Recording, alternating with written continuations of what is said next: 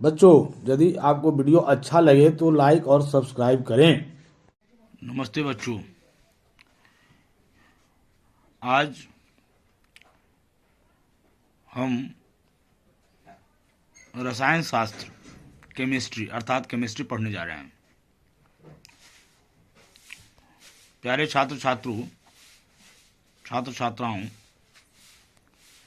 सर्वप्रथम जो है आप यह बात अपने दिल और दिमाग दोनों जगह बैठा लीजिए। मैं जो पढ़ाने जा रहा हूँ, मैं अपने शैक्षणिक गतिविधियों के अंतर्गत जो बच्चों का प्रॉब्लम है, जो छात्र छात्राओं को अक्सर यहाँ दिक्कत होती है, परेशानी होती है, उन सब बातों को ध्यान में रखते हुए मैं अपना यह वीडियो बना रहा हूँ। आज मैं केमिस्ट्री में के अंतर्गत कार्बन पढ़ाऊँगा। ये समझिए कि यह हमारा कार्बन का बेस होगा, बेसिस मतलब आधार। मतलब इसके ऊपर जब आप 11वीं या 12वीं कक्षा में जाएंगे तो और भी कार्बन का बहुत बड़ा संसार आपको देखने को मिलेगा, पढ़ने को मिलेगा, यदि आप केमिस्ट्री एक सब्जेक्ट के रूप में चुनते हैं तो। यदि आप बायो के क्षेत्र में जाते हैं या मैथमेटिक्स के क्षेत्र में जाते हैं, 11th और 12th में जब लेते हैं तो वहाँ पर जो है आपको केमिस्ट्री तो पढ़ना ही पड़ेगा, और उस केमिस्ट्री के अंदर जो है कार्बन तो आपको पढ़ना ही पड़ेगा। तो पढ़ना पड़ेगा तो कार्बन का बहुत बड़ा संसार आपको वहीं देखने को मिलेगा, इससे बहुत बड़ा संसार मिलेगा। यह जो कक्षा 10 में केमिस्ट्री का एक बेस दिया हुआ है, एक आधार दिया हुआ है, उसी आधार को हम आपको समझाने का हम प्रयास करेंगे। संभवतः हम अपने प्रयास में कितना सफल हम हो पाएंगे तो आप ही लोग बताएंगे, जब तक हमको आप कमेंट के माध्यम से यह नहीं बताएंगे कि मतलब मुझे कहाँ समझ में आया, कहाँ समझ में नहीं आया, तो अब तक मैं समझ नहीं पाऊंगा। लेकिन मैंने अपने आप से कोशिश किया है, स्वतः कोशिश किया है, से छोटी सी छोटी बातों को भी जो है सो आपके अंतर्गत हम बैठा मैं। और आप अच्छा बच्चों, मैं एक बात और आपको बताना चाहता हूँ। से विषय वस्तु को समझने के लिए आप वीडियो को शुरू से अंत तक नहीं देखते हैं। आप कम से कम वीडियो को शुरू से अंत तक आप देखें, और विषय वस्तु तभी आपको सारी विषय वस्तु समझ में आएगी। मैंने कौन सी विषय वस्तु कहाँ से उठाया है और किस तरह से उसको मैंने समझाने का प्रयास किया है, यह तभी आपको समझ में आएगी। अच्छा बच्चों, और एक बात और है, और भी मैं इससे बेहतर और भी पढ़ाने का प्रयास करूँगा, और भी बेहतर बताने का प्रयास करूँगा, और भी बहुत कुछ बताने का प्रयास करूँगा। मैं आपके शैक्षणिक मतलब एकेडमिक हो या मतलब कॉम्पिटिटिव हो, प्रतियोगी परीक्षाओं की आप तैयारी करें, मैं हर तरफ से आपका सहयोग करूंगा। एक मतलब आपका शिक्षक नहीं, आप मुझे आप एक अपना मित्र समझिए, सहयोगी समझिए, ऐसा समझिए, और अपनी तैयारी में आप लगे रहिए, हमारे साथ लगे रहिए। हम आपको हर बिंदु पर मैं आपको परामर्श ही नहीं बल्कि उसे करके भी बताऊंगा आपको। अच्छा बच्चों, एक गुजारिश और है, आप इस चैनल को सब्सक्राइब जरूर कर लें, ऑल बटन प्रेस जरूर कर लें, ताकि आगे आने वाली वीडियो का भी नोटिफिकेशन आपको मिले, और अपने दोस्तों को, अपने मित्रों को भी शेयर करें। इससे आपके मित्र भी, आपके दोस्त भी लाभान्वित होंगे, वो भी लाभ प्राप्त कर पाएंगे। चलिए अब हम विषय वस्तु पर आते हैं। सबसे पहले मैंने लिया है केमिस्ट्री का डिफिनीशन मैंने समझाने का प्रयास किया है। रसायन, इसको हिंदी में कहते हैं रसायन शास्त्र। मैंने जो एक आप देख रहे हैं, नोट्स देख रहे हैं, वो नोट्स मैंने खुद से तैयार किया है, और यह बना करके आपको मैं समझाने का सिर्फ प्रयास कर रहा हूं इस वीडियो के माध्यम से। Chemistry is the branch of science that deals with the properties, composition and structure of elements and compounds, how they can change, and the energy that is released or absorbed when they change। मतलब chemistry, रसायन शास्त्र जो है विज्ञान की वह शाखा है जिसके अंतर्गत पदार्थों के संगठन, पदार्थ जो बनते हैं, किस तरह से पदार्थ बनते हैं, उनकी संरचना क्या है, कैसे बनते हैं, उनके गुण क्या हैं, और रासायनिक प्रतिक्रिया के दौरान और अन्य यदि पदार्थों के साथ वो संयोग करते हैं, मिलते हैं, रासायनिक प्रतिक्रिया करते हैं तो उसमें क्या कैसे कैसे परिवर्तन होता है, इन सब बातों का जो है सो अध्ययन किया जाता है। रासायनिक अभिक्रिया जब होती है, केमिकल रिएक्शन जब होता है, तो उसमें एनर्जी या तो एब्जॉर्ब होती है या तो रिलीज होती है। ये बात भी जो है सो मतलब हम लोग उसमें ध्यान से पढ़ते हैं, उसमें पढ़ा जाता है, उसके अंतर्गत पढ़ा जाता है ना। देखिए वैसे भी रसायन का शाब्दिक अर्थ होता है रस जोड़ आयन, मतलब रसों का अध्ययन। मतलब पुराने काल में जो है तो रसों के अध्ययन से ही जो है, और इसी से मतलब कुछ दवा भी बनी, और उस समय जो लोग बीमार पड़ते थे तो उनका इलाज भी जैसे होता था, और इसी में इसका मतलब आगे विकास भी हुआ। अब देखिए केमिस्ट्री में जैसे इसके 3 पार्ट्स हैं। एक है केमिस्ट्री का फिजिकल केमिस्ट्री, भौतिक रसायन, दूसरा है ऑर्गेनिक केमिस्ट्री, कार्बनिक रसायन, और तीसरा है इनऑर्गेनिक केमिस्ट्री और कार्बनिक रसायन। हाँ बच्चों, एक बात भूल गया मैं, वो मैं बताना चाहता हूँ कि आप हिंदी माध्यम से पढ़ रहे हो चाहे या अंग्रेजी माध्यम से पढ़ रहे हो, आप CBSE के विद्यार्थी हो या आप ICSE के विद्यार्थी हो, या आप बिहार बोर्ड के विद्यार्थी हो, MP बोर्ड के विद्यार्थी हो, राजस्थान बोर्ड के विद्यार्थी हो, किसी भी मीडियम के विद्यार्थी हो, आप किसी भी माध्यम से पढ़ रहे हो, इस वीडियो से आपको हर माध्यम के बच्चों को, हर माध्यम के शिक्षार्थियों को, छात्र छात्राओं को जो है से काफ़ी अच्छा सहयोग मिलेगा। चलिए आगे। Physical chemistry. Physical chemistry is the branch of chemistry concerned with the way in which the physical properties of substances depend on and influence there chemical structure, properties and reactions. भौतिक रसायन रसायन विज्ञान की वह शाखा है जो भौतिक अवधारणाओं के आधार पर रासायनिक प्रणालियों में घटित होने वाली परिघटनाओं की व्याख्या करती है। मतलब फिजिकल केमिस्ट्री में जैसे मोल कॉन्सेप्ट हो गया ना, एटॉमिक स्ट्रक्चर का जो कॉन्सेप्ट हो गया, कितना एटम दिया, कितना एटम नहीं दिया, कितना मोल बनेगा उसका, है ना, उसका स्ट्रक्चर क्या होगा, कितना आयन बनेगा, है ना, इन्हीं चीज़ों का जो अध्ययन किया जाता है। इनका आंकिक भी, न्यूमेरिकल क्वेश्चन भी बनता है, जो हमको अभी नहीं पढ़ना है, पढ़ना था कुछ 9th में तो पढ़ना था, लेकिन अभी हमको इसके बारे में एक अलग पढ़ेंगे, जब हम 11th में जाएंगे तब जैसे जाकर उस पर एक न्यूमेरिकल क्वेश्चन भी हम लोग को बनाने को मिलेगा। चलिए अब आगे चलते हैं। Organic chemistry. Organic chemistry is the study of the structure, properties, composition, reaction and preparation of organ related carbon containing compounds. यहाँ ध्यान दीजिए, ऑर्गेनिक केमिस्ट्री में जैसे कार्बन कंटेनिंग कंपाउंड है ना, तो कार्बन कंटेनिंग कंपाउंड है तो इसमें कार्बन डाइऑक्साइड भी है, लेकिन carbon dioxide carbon containing compound नहीं है। कार्बन डाइऑक्साइड में जैसे कार्बन और ऑक्सीजन के मिलन से वह बना हुआ है। कार्बन कंटेनिंग कंपाउंड में जैसे आ गया मीथेन आ गया, इथेन आ गया, ये सब हम और आगे हम पढ़ेंगे। और यहाँ पर दिया हुआ है क्या, से कार्बनिक रसायन का संबंध मुख्यतः अंग से संबंधित। अंग से संबंधित क्या मतलब क्या, ऑर्गन, प्लांट का ऑर्गन भी हो सकता है और मतलब एनिमल का ऑर्गन भी हो सकता है। उसमें जो पाया जाता है ना, जो कंपाउंड पाया जाता है, तो वह उस कंपाउंड में कार्बन होता ही होता है, कार्बन का कुछ न कुछ मात्रा होता ही है। वैसे ही कार्बनिक कंपाउंड का हमको अध्ययन करने को इसमें मिलेगा। उसके उसी प्रकार के यौगिकों की संरचना होगा, उसका क्या गुणधर्म होगा, वह रासायनिक अभिक्रिया करेगा, उसके मतलब निर्माण कैसे होंगे, इस सब का वैज्ञानिक अध्ययन जो है, साइंटिफिक जो है सो मतलब स्टडी हम लोग करेंगे। मतलब कार्बनिक रसायन का संबंध मुख्यतः अंग से संबंधित कार्बन और हाइड्रोजन के अणुओं वाले रासायनिक यौगिकों की संरचना, गुणधर्म, रासायनिक अभिक्रियाओं एवं उनके निर्माण आदि के वैज्ञानिक अध्ययन से है। अर्थात देखिए एक बात ध्यान में रख लीजिए, ऑर्गेनिक कंपाउंड जो होता है, कार्बनिक कंपाउंड जो होता है हमेशा वीक होता है। कार्बनिक कंपाउंड क्या होता है, हमेशा वीक होता है, वह मजबूत नहीं होता, उतना स्ट्रांग नहीं होता है। जबकि आपको अर्थ से खोदने पर जो कंपाउंड मिलता है, जैसे HCl हुआ, H2SO4 हुआ, ये जो है इनऑर्गेनिक कंपाउंड है, ये काफ़ी मजबूत होता है। मतलब इनऑर्गेनिक कंपाउंड जो होता है ऑर्गेनिक कंपाउंड से काफ़ी स्ट्रांग होता है। चलिए आगे पढ़ते हैं। Inorganic compound chemistry. Inorganic chemistry is the study of all compounds that do not contain carbon compounds. मतलब इनऑर्गेनिक केमिस्ट्री में उन सभी कंपाउंड्स का अध्ययन किया जाता है जिसमें कार्बन कंपाउंड नहीं होते हैं।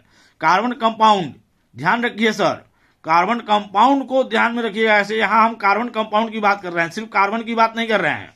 तो अकार्बनिक रसायन में कार्बन यौगिक को छोड़कर अन्य सभी यौगिकों का अध्ययन किया जाता है।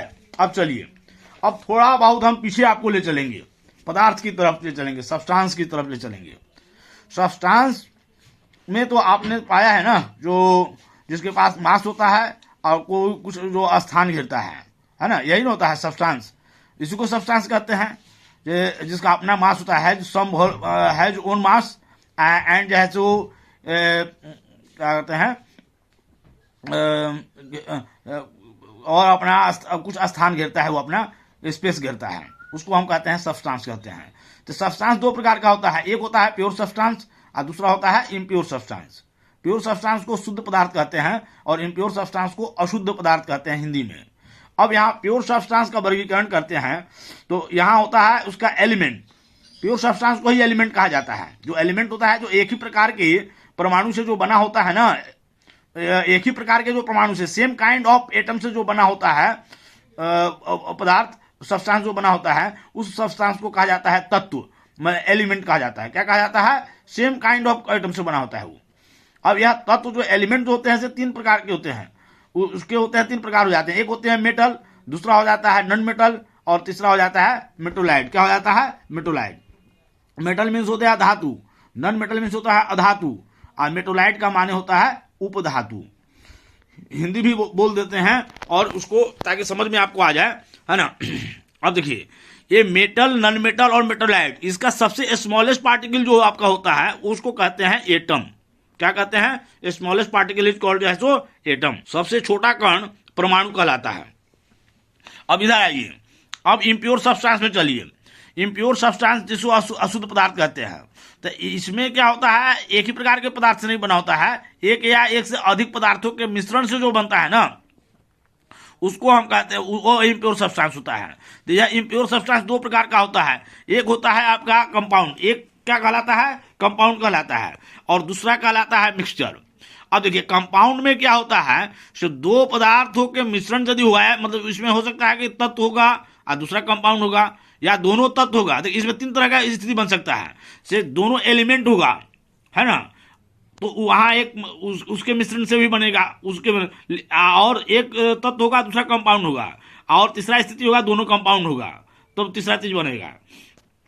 लेकिन इसमें होगा क्या, से इसमें कंपाउंड जो बनेगा, इसमें जो कंपाउंड बनाने में जो तत्व या यौगिक भाग लेंगे, मतलब जो एलिमेंट या कंपाउंड भाग लेंगे, उनका जो रेशियो होगा वो निश्चित होगा, मतलब अनुपात जो है निश्चित होगा। जैसे अब वाटर बनाना है, तो वाटर में क्या है, हाइड्रोजन और ऑक्सीजन है। तो हाइड्रोजन में क्या होता है, हाइड्रोजन H2O लिखते हैं, तो H2O का मतलब क्या हुआ, H2 और हाइड्रोजन ऑक्सीजन क्या हुआ, एक, मतलब 2:1 के अनुपात में हाइड्रोजन और ऑक्सीजन 2:1 के अनुपात में यदि मिलेगा तो क्या बनेगा, मतलब वाटर बनेगा। मतलब यहाँ लेकिन दोनों अलग अलग हो गया, हाइड्रोजन भी एक एलिमेंट है और ऑक्सीजन भी एक एलिमेंट है, दोनों के मिलने से बना। इस प्रकार से हम बहुत सारे अन्य उदाहरण ले सकते हैं। विषय से विषांतर न हो, इसलिए मैं थोड़ा थोड़ा जो है तो इस पर आपको प्रकाश डालते हुए आगे बढ़ रहा हूँ, है ना।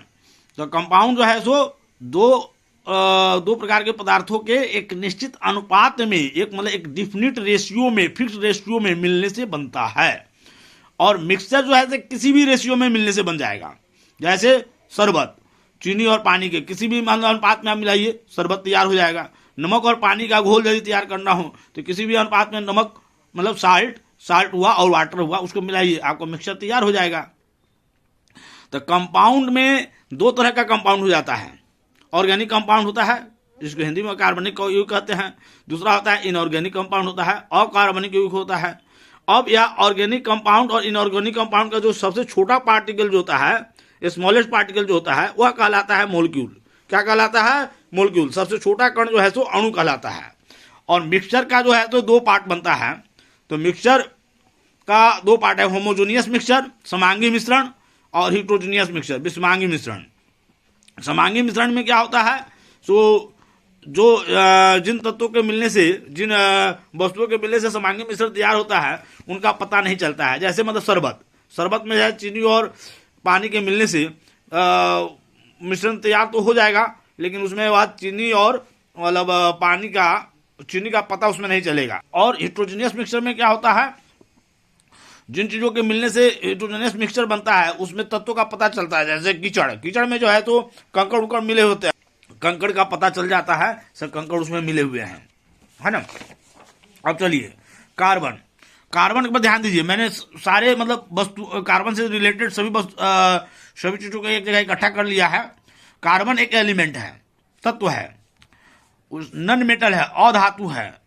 पीरियड नंबर जो है, जब हम पीरियोडिक क्लासिफिकेशन जब पढ़ेंगे तो उसमें पीरियड नंबर 2 पर आता है कार्बन, आवर्त, हिंदी में इसको आवर्त कहते हैं, आवर्त 2 है। और ग्रुप नंबर इसका 14 है, समूह नंबर 14। ये सब याद करने वाला चीज है, अब इसे आप याद कर लेंगे। एटॉमिक नंबर इसका 6 है, परमाणु संख्या 6। इलेक्ट्रॉनिक कॉन्फ़िगरेशन जो हुआ 1s2 2s2 2p2, मतलब 2 ही कक्षा बनता है, इसमें 2 ही सेल, नंबर ऑफ सेल 2 ही है। एक तो पहला सेल में 2 इलेक्ट्रॉन होंगे और दूसरे सेल में 4 इलेक्ट्रॉन होगा, मतलब यही उसका इलेक्ट्रॉनिक विन्यास है, 2 ही कक्षा बनता है। मास नंबर कार्बन का हो गया 12, जिसको द्रव्यमान संख्या कहते हैं, हिंदी में कहते हैं द्रव्यमान संख्या 12। नंबर ऑफ ऑर्बिट्स 2, मतलब ऑर्बिट और मतलब सेल एक ही चीज हुआ, तो मतलब कक्षा की संख्या इसकी क्या हो गई, 2 हो गई, और कक्षा की संख्या 2 हो गई। Number of electrons in the last orbit, outermost shell में, कहने का मतलब है अंतिम कक्षा में, अंतिम कक्षा इलेक्ट्रॉन की संख्या 4 होती है, याद रखिएगा। सिंबल इसका सी है, संकेत सी। कार्बन को हमेशा सी से ही हम रिप्रेजेंट करते हैं। Percentage of carbon present in the earth crust 0.02%, मतलब भूर प्रॉपर्टी में कार्बन की प्रतिशत मात्रा 0.02% प्रतिशत है। Percentage of carbon present in the atmosphere 0.03%, अर्थात वातावरण में कार्बन की मात्रा 0.03% में कार्बन डाइऑक्साइड के रूप में है। किस रूप में है, कार्बन डाइऑक्साइड के रूप में है। अब भूपटल में कार्बन की जो मात्रा है वो कार्बोनेट्स के रूप में है, मतलब कार्बोनेट्स हो गया, कार्बाइड हो गया, इस रूप में चाहते आपको भूपट्टी में मिलेगा आपको, है ना। अब name of the carbon is derived from Latin word carbo which means coal, अर्थात कार्बन शब्द का जो उत्पत्ति जो हुआ है वह लैटिन शब्द से हुआ है, कार्बो शब्द से, CARBO, कार्बो शब्द से। कार्बो का अर्थ होता है कोयला। क्या होता है, कार्बो का अर्थ क्या होता है, कोयला होता है। अब तो आपको अच्छी तरह से याद हो गया होगा। अब देखिए, जैसा कि हमने अभी पाया है, एटमोस्फेयर में जैसे 0.03% है, और भूपट्टी में जैसे अर्थ के क्रस्ट में कितना है, 0.02% है। लेकिन इतना कम मात्रा में होने के बावजूद भी कार्बन के महत्व को हम इनकार नहीं कर सकते हैं। कार्बन इतना इंपॉर्टेंट है कि यह हर चीज में, हर जगह पाया जाता है। कार्बन के बिना जीवन की कल्पना करना, लाइफ की जो है मतलब कल्पना करना लगता है ना इंसाफी होगा, है ना। इसके बारे में सोचना ही बेकार है ना। कार्बन अब हम यूं समझ लीजिए, कार्बन की ही मात्रा है जिसको हम डेटिंग प्रणाली के रूप में भी प्रयोग करते हैं। आपने पढ़ा भी होगा डेटिंग प्रणाली के रूप में, कार्बन डेटिंग प्रणाली के रूप में, क्योंकि आदमी के मृत्यु के पश्चात या कोई प्लांट मर जाता है उसके मृत्यु के पश्चात, मतलब वह यदि वह पृथ्वी भूपट्टी में अंदर दब जाता है, पृथ्वी के अंदर, धरती के अंदर दब जाता है, अंदर प्रेशराइज हो जाता है, अंदर चला जाता है, और कभी उसको हम अचानक खोजते हैं, निकालते हैं, तो कोई भी, जैसे देखिए मनुष्य हो या कोई एनिमल हो, मरता है तो उसका हड्डी जो है तो मतलब नहीं जल्दी सड़ता है। हड्डी में भी कार्बन की मात्रा पाया जाता है, बोन जिसको हड्डी कहते हैं, बोन, उसमें जैसे पाया जाता है हड्डी की मात्रा, कार्बन की मात्रा। और उस हड्डी की मात्रा में जो है, जो बोन में जो है तो कार्बन की मात्रा को निकाला जाता है कार्बन डेटिंग प्रणाली। उसकी मात्रा जो मतलब कार्बन भी बर्बाद होता है, लेकिन उसका बर्बाद होने का रेट जो है ना वो बहुत ही धीरे धीरे होता है ना। इतना धीरे धीरे होता है कि मतलब उसके अवशेष मात्रा से हम अंदाज लगा लेते हैं कि यह वस्तु कितनी पुरानी है। तो यह जो है कार्बन डेटिंग प्रणाली है। तो इसी तरह से अब देखिए, अब यहाँ भोजन के रूप में कहाँ कहाँ पाया जाता है, अनाज, कोई भी ग्रेन ले लीजिए, व्हीट ले लीजिए, राइस ले लीजिए, कोई भी दाल, पल्स, कोई भी मसूरी का दाल लीजिए, अरहर का दाल लीजिए, चाहे मूंग का दाल लीजिए, शुगर, चीनी, टी, चाय, कॉफी, फ्रूट्स, फल, वेजिटेबल्स, इस सब में कार्बन की मात्रा है। क्लॉथिंग मटेरियल में चलिए तो कॉटन है, सिल्क है, वूल है, नायलॉन है, पॉलिस्टर है, मतलब सूत है, रेशम है, ऊन है, नायलॉन है, पॉलिस्टर है, इन सब में आपको कार्बन की मात्रा मिलेगी।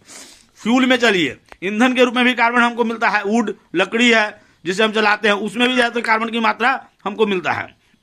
कोयला है, उस तो कोयला है ही कार्बन उसमें। केरोसिन है, उसमें भी मिलता है कार्बन का। सबसे बड़ा चीज़ जो है तो देखिए एलपीजी और सीएनजी के रूप में हम इसका प्रयोग करते हैं। एलपीजी का फुल फॉर्म होता है लिक्विफाइड पेट्रोलियम गैस, याद रखिएगा इसको, हमेशा एग्जाम में पूछा जाता है। सीएनजी का होता है कंप्रेस्ड नेचुरल गैस, सीएनजी, यह हमेशा एग्जाम में पूछा जाता है। तो एलपीजी और सीएनजी को जरूर याद रखिएगा। सो फुल ये तो इसी फॉर्म में रहेगा, इसका फुल फॉर्म जरूर याद रखिएगा। नेचुरल गैस, प्राकृतिक गैस हुआ, पेट्रोल हुआ, डीजल हुआ, इस सब में जैसे कार्बन की मात्रा आपको देखने को मिलेगी। अब चलिए आगे देखिए, यहाँ अब जो पेपर पर हम लिखते हैं, रबड़ जो है, प्लास्टिक जो है, लेदर चमड़ा जो है, दवा जो लेते हैं, ड्रग जिसके से हमारी बीमारी छूटती है, डाई जो रंग कलर जो होता है, इस सब में जैसे कार्बन की मात्रा आपको मिलती है, इस सब में जैसे आपको मिलेगी। Carbon burns in air to make CO2, carbon dioxide, carbon वायु से प्रतिक्रिया कर CO2 बनाता है, मतलब एयर से, हवा से जो है प्रतिक्रिया करके CO2 बनाता है। कार्बन डाइऑक्साइड जो होता है, जो कार्बन का कंपाउंड, कार्बन कंपाउंड हुआ, कार्बन और ऑक्सीजन का कंपाउंड हुआ, वह जो है तो वाटर को, लाइम वाटर को, चूना जल को, चूना वाला जल जो होता है उसको मिल्की बनाता है, दूधिया बनाता है। पता नहीं चलता है कि दूध है कि मतलब यह लाइम वाटर मिल्की हुआ है, वो है वैसा। अब देखिए थोड़ा हम बॉन्डिंग के ऊपर भी चर्चा करेंगे। केमिकल बॉन्डिंग, रासायनिक बंध। केमिकल बॉन्डिंग में दो प्रकार है, एक आयनिक बॉन्ड है, दूसरा है कोवैलेंट बॉन्ड है। आयनिक बॉन्ड में क्या होता है, मेटल और नॉन मेटल के मिलने से आयनिक बॉन्ड बनता है। और कोवैलेंट बॉन्ड में क्या होता है, नॉन मेटल मिलेगा तो कोवैलेंट बॉन्ड बनेगा। अब यह आयनिक बॉन्ड का उदाहरण कुछ हम लिए हैं, NaCl, KCl, MgO, CaO, Na2O। Covalent bond तीन प्रकार का होता है, एक सिंगल कोवैलेंट बॉन्ड होता है, दूसरा डबल कोवैलेंट बॉन्ड होता है, और तीसरा ट्रिपल कोवैलेंट बॉन्ड होता है। सिंगल कोवैलेंट बॉन्ड में Cl2H2, HCl, CCl4, CH4। Dual covalent bond में O2 हो गया, CO2 हो गया, C2H4 हो गया। ट्रिपल कोवैलेंट बॉन्ड में N2 हो गया, C2H2 हो गया। अब देखो इस बॉन्ड के रूप में भी हम कुछ चर्चा करेंगे। देखिए यहाँ पर बॉन्ड है क्या, देखिए स्ट्रॉन्ग होता क्या है, कार्बन होता क्या है, मतलब जो कंपाउंड जो बनता है ना, तो कंपाउंड बनता है, चाहे मतलब कोई भी मतलब एलिमेंट की स्थिति जो होती है वह क्या होता है, उसकी स्थिति क्या होती है, मतलब वह अपने आप को अस्थायित्व रखना चाहता है, अस्थायित्व रहना चाहता है। अस्थायित्व को प्राप्ति करने का दो ही साधन है, या तो वह अपने इलेक्ट्रॉन को ट्रांसफर करे, या तो वह इलेक्ट्रॉन को मतलब साझेदारी करे, शेयरिंग करे। मतलब कोई भी मतलब जो है सो एटम जो है मतलब कब तक टिका रहता है, जब तक उसके एटम के अंदर का इलेक्ट्रॉन का जो न्यूक्लियस जो होता है, न्यूक्लियस के पास में जो अट्रैक्शनल फोर्स होता है, तो जब तक उसके इलेक्ट्रॉन को अपनी तरफ आकर्षित करने की शक्ति उसमें रहती है, तब तक उसका अस्तित्व बना रहता है। जैसे ही उसके न्यूक्लियस में जो फोर्स ऑफ अट्रैक्शन कम होने लगेगा, तो बाह्यतम वह उसका इलेक्ट्रॉन, बाहर वाला इलेक्ट्रॉन जैसे धीरे धीरे क्या होगा, ढीला पड़ने लगेगा, छूटना शुरू हो जाएगा। तो यह बॉन्डिंग दो ही प्रकार से होता है, या तो वह मतलब इलेक्ट्रॉन का ट्रांसफर होता है, या तो वह क्या होता है, शेयरिंग ऑफ इलेक्ट्रॉन। मतलब strong force of attraction holding atoms together in a molecule or crystal resulting from the sharing or transfer of electrons is known as chemical bond. मतलब किसी क्रिस्टल या अणु में परमाणुओं को एक साथ बनाए रखने के लिए मजबूत आकर्षण बल जो इलेक्ट्रॉन की साझेदारी या स्थानांतरण के परिणामतः होता है, रासायनिक बंध कहलाता है। यहाँ देखिए, ionic bond are formed by the transfer of electrons from one atom to another. एक परमाणु से दूसरे परमाणु पर इलेक्ट्रॉन के हस्तांतरण से वैद्युत बंध बनता है। आयनिक बॉन्ड जो है are formed by the transfer of electrons from one atom to another. एक परमाणु से दूसरे परमाणु पर इलेक्ट्रॉन के हस्तांतरण से वैद्युत बंध बनता है। और कोवैलेंट बॉन्ड में क्या होता है, are formed by the sharing of electrons between two atoms. दो परमाणुओं के बीच इलेक्ट्रॉन की साझेदारी से सहसंयोजक बंध बनता है। A single bond is formed by the sharing of one pair of electrons between two atoms.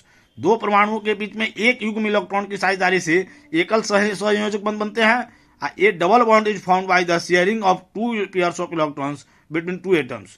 दो परमाणुओं के बीच में दो युग्म इलेक्ट्रॉन की साझेदारी से दो संयोजक बंध बनते हैं।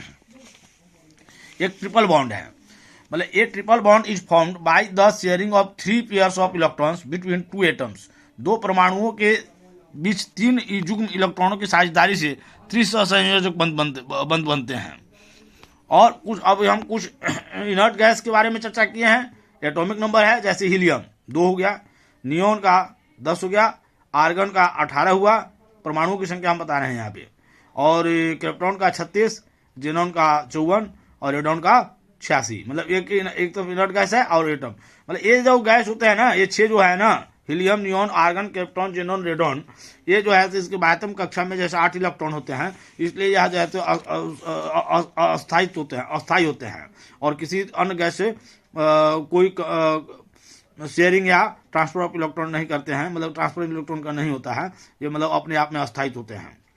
और इन्हीं की स्थिति प्राप्त करने के लिए कोई भी मतलब एटम एलिमेंट या एलिमेंट जो है सो साझेदारी करता है या ट्रांसफर ऑफ आयनिक बॉन्ड बनाता है या कोवैलेंट बॉन्ड बनाता है। जैसे हीलियम का आउटर मोस्ट शेल में 2 ही इलेक्ट्रॉन होता है, नियोन का 2 8 होता है, आर्गन का 2 8 8 होता है, क्रिप्टॉन का 2 8 18 8 होता है, जेनॉन का 2 8 18 18 8 और रेडॉन का 2 8 18 32 18 8।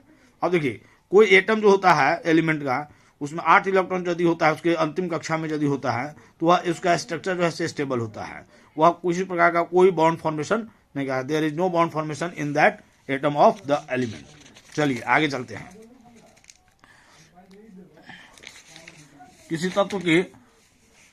तत्व के परमाणुओं के अंतिम बाह्य कक्षा में 8 इलेक्ट्रॉन होते हैं तो बनावट अस्थायी होता है, अर्थात उस तत्व का परमाणु किसी प्रकार का बंध नहीं बनाता है।